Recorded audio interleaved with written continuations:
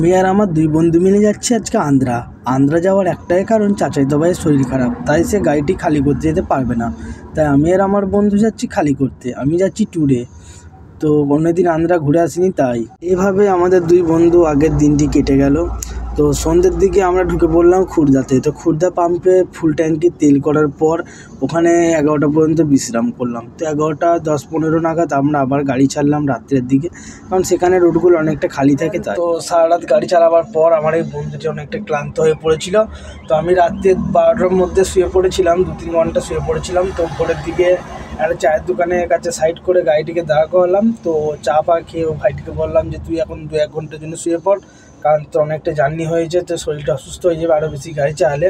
কারণ যেহেতু আমি সেরকম গাড়ি চালাতে অতটা ভালো পারি না, তো সেই ভাইটি একা গাড়িটি চালিয়ে নিয়ে যাচ্ছে। তো বন্ধু বলে আমাকে সে সাথে করে নিয়ে গেলো, না হলে অন্য কেউ হলে আদার্স অন্য কাউকে নিয়ে যেত, কারণ সে দেখতো যে আমি একা কেন কষ্ট করবো, শুধু এতটা যে গিয়ে তো অন্য কোনো ড্রাইভার শুধু চাপাতো। তো বন্ধু বলে আমাকে নিয়ে যাচ্ছে, ওই জন্য বন্ধু হয়ে আমি যে মানে কী বলবো আপনি বুঝতে পারছেন, বন্ধু হয়ে তো আমিও তাকে সাপোর্ট করবো।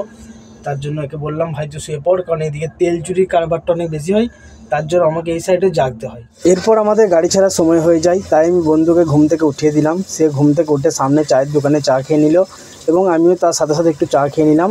এবং চা খাবার পরে গাড়ি নিয়ে আমরা বেরিয়ে গেলাম। তো গাড়ি নিয়ে আমরা অনেকটা আসার পর এখানে উড়িষ্যার রম্বাঘাটি আমরা পার হচ্ছিলাম। হয়তো এই জায়গাটা অনেকে চেনেন, এবং যারা তো গাড়ি চালান এই রুটে তারা তো হয়তো অনেকেই চিনবেন।